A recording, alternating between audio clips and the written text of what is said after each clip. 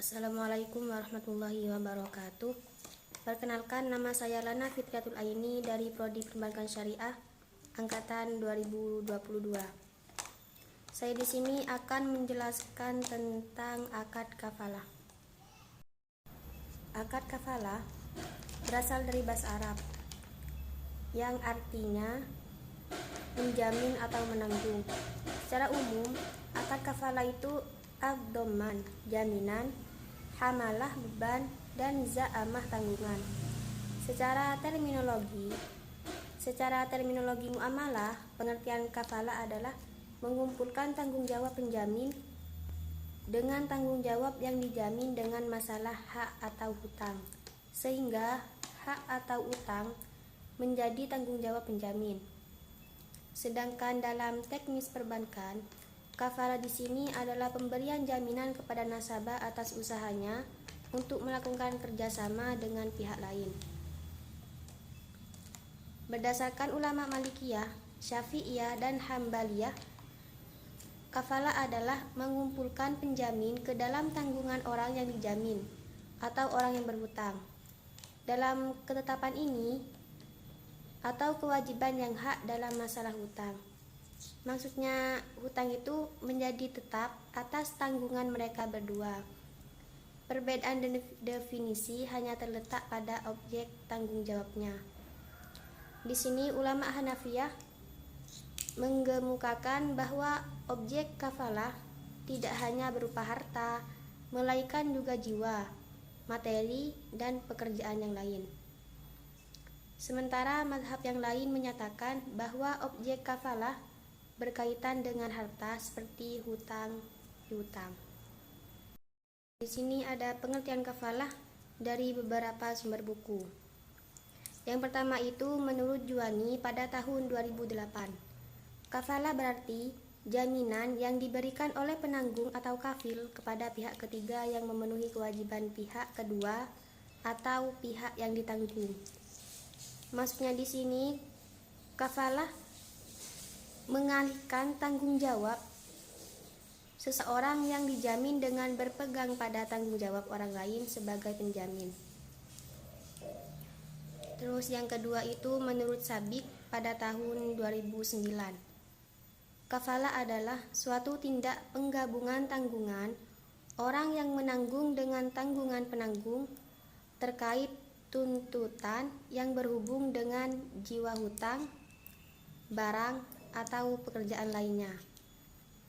Terus yang ketiga menurut Antonio pada tahun 1999. Kafalah di sini adalah jaminan yang diberikan oleh penanggung kepada pihak ketiga untuk memenuhi kewajiban pihak kedua.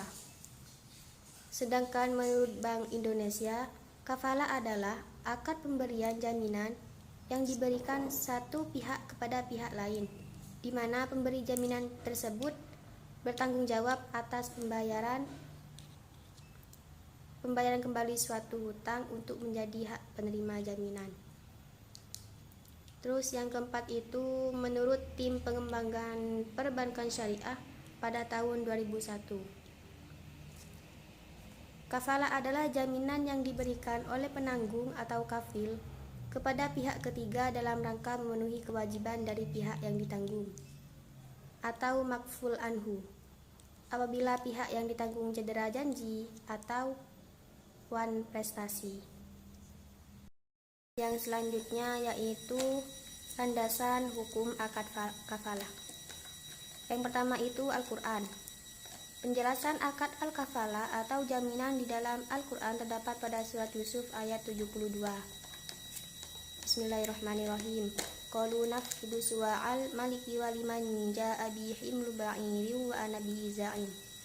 Yang artinya, dan barang siapa yang dapat mengembalikannya piala raja, maka ia akan memperoleh bahan makanan seberat beban unta, dan aku yang menjamin terhadapnya.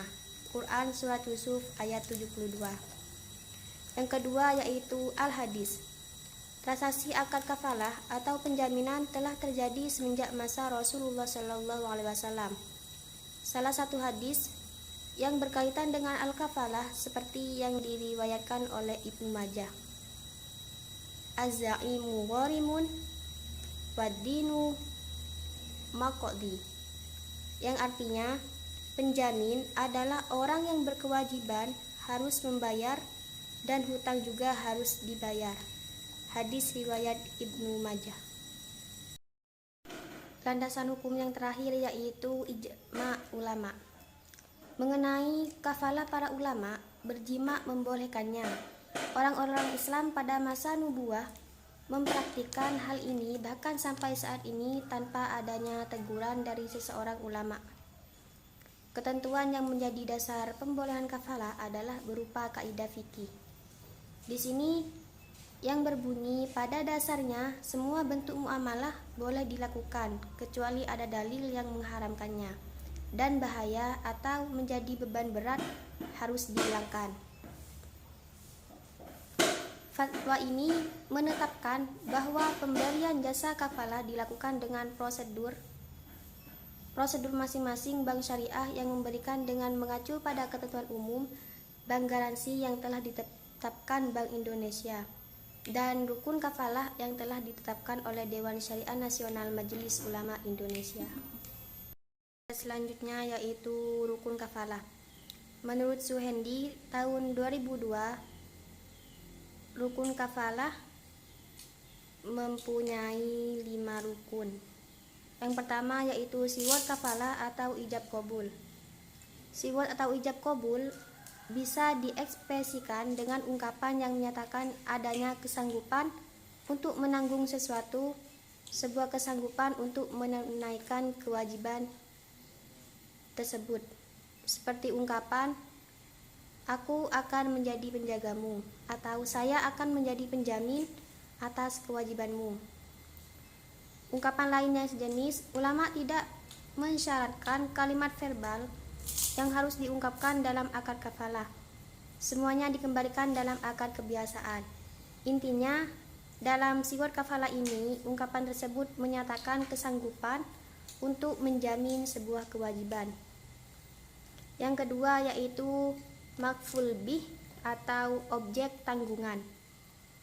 Objek pertanggungan harus bersifat mengikat terhadap diri yang tertanggung dan tidak bisa dibatalkan tanpa adanya sebab syar'i. Selain itu, objek tersebut harus merupakan tanggung jawab penuh pihak yang tertanggung, seperti menjamin harga atas pihak transaksi barang sebelum serah terima, menanggung beban hutang yang bersifat mengikat terhadap seseorang. Yang selanjutnya yaitu kafil atau penjamin. Ulama fikih mensyaratkan seorang kafil haruslah orang yang berjiwa filantropi, orang yang terbiasa berbuat baik demi kemaslahatan orang lain. Selain itu, ia juga orang yang baligh dan berakal. Terus yang keempat itu makful anhu atau tertanggung. Syarat utama yang harus melekat pada diri tertanggung atau makful anhu adalah kemampuannya untuk menerima objek pertanggungan, baik dilakukan oleh diri pribadinya atau orang lain yang mewakilinya. Yang terakhir yaitu makful lahu atau penerima hak tanggungan. Ulama mensyaratkan makful lahu harus dikenal oleh kafil guna meyakinkan pertanggungan yang menjadi bebannya dan mudah untuk memenuhinya. Dan selanjutnya yaitu syarat kafalah. Kafalah sebagai suatu jasa penjaminan merupakan salah satu bentuk perikatan dalam Islam. Menurut Sabik tahun 2009, syarat sahnya suatu perikatan adalah sebagai berikut. Yang pertama itu tindak hukum syariah yang disepakati. Maksudnya di sini, perjanjian yang diadakan oleh para pihak itu bukanlah perbuatan yang bertentangan dengan hukum atau bertentangan dengan hukum-hukum syariah. Sebab perjanjian yang bertentangan dengan ketentuan hukum syariah adalah tidak sah. Yang kedua, harus sama ridho dan ada pilihan. Maksudnya perjanjian di sini yaitu diadakan para pihak haruslah didasarkan kepada kesepakatan kedua belah pihak, yaitu masing-masing pihak ridho atau rela akan isi perjanjian tersebut, atau dengan kata lain, isi perjanjian tersebut adalah kehendak para pihak. Yang terakhir yaitu harus jelas dengan gamblang. Maksudnya di sini, apa sih yang dimaksud dengan perjanjian oleh para pihak? Harus terang tentang apa yang menjadi isi perjanjian, sehingga tidak mengakibatkan terjadinya kesalahpahaman di antara para pihak tentang apa yang mereka perjanjikan di kemudian hari. Selanjutnya menjelaskan tentang jenis-jenis kafalah. Jenis-jenis kafalah di sini dibagi menjadi 5. Yang pertama yaitu kafalah bin nafs, merupakan akad memberikan jaminan atas diri atau personal kuar. Sebagai contoh, dalam praktik perbankan untuk bentuk kafalah bin nafis adalah seseorang nasabah yang mendapat biaya dengan jaminan nama baik dan ketokohan seseorang atau pemuka masyarakat. Yang kedua yaitu kafalah bil mal. Kafalah bil mal merupakan jaminan pembayaran barang atau pelunasan utang. Bentuk kafalah ini merupakan medan yang paling luas bagi bank untuk memberikan jaminan kepada para nasabahnya dengan imbalan free tertentu. Yang ketiga yaitu kafalah bitaslim. Kafalah bitaslim adalah jenis kafalah ini biasa dilakukan untuk menjamin pengembalian atas barang yang disewa. Pada waktu masa sewa, jenis jaminan ini dapat dilaksanakan oleh bank untuk kepentingan nasabahnya dalam bentuk kerja sama dengan perusahaan penyewaannya. Yang keempat yaitu kafalah al-munajazah. Kafalah al-munajazah di sini jaminan yang mutlak yang tidak dapat dibatasi oleh jangka waktu. Dan untuk kepentingan atau tujuan tertentu, salah satu bentuk kafalah al-munajazah pemberian jaminan dalam bentuk performan, suatu hal yang lazim di kalangan perbankan dan hal sesuai dengan bentuk akad ini. Yang terakhir yaitu kafalah al-mu'allaqah. Bentuk jaminan ini merupakan penyederhanaan dari kafalah al-munajazah, baik boleh industri perbankan maupun asuransi, di mana jaminan dibatasi oleh kurun waktu dan tujuan-tujuan tertentu. Selanjutnya yaitu menjelaskan tentang bentuk perjanjian akad kafalah. Yang pertama itu dengan cara tanjis atau melaksanakan. Perjanjian pertanggungan utang dengan cara tanjis ini yaitu dengan adanya pernyataan dari pihak penanggung. Contohnya itu aku jamin si A. Aku jamin si A sekarang. Aku menjamin, aku tanggung jawab, aku talangi, atau aku sebagai penanggung untukmu. Kafalah dengan cara tanjis ini sudah untukmu, mempunyai kekuatan hukum mengikat, dan semenjak itu kafil mengikat diri kepada utang si berhutang, baik dalam penyelesaian, penundaan pembayaran dalam pembayaran pengkreditannya. Terus yang kedua itu dengan cara taklik atau menggantungkan. Perjanjian pertanggungan utang dengan cara taklik ini adalah penanggungan oleh seseorang kepada orang tertentu yang diisyaratkan atau digantungkan kepada sesuatu hal tertentu pula. Contohnya itu, jika engkau memberi kepercayaan kepada si A untuk memimpin usaha itu, maka aku akan menjadi penjamin untuknya. Terus yang ketiga itu dengan cara taukid. Penjamin ini perjanjian pertanggungan utang dengan cara taukid ini adalah pertanggungan yang didasarkan kepada suatu waktu tertentu. Contohnya itu, jika bulan Ramadan telah datang, maka aku akan menjadi penjamin untukmu. Jika telah lewat 2 tahun, maka akan menjadi penjaminmu.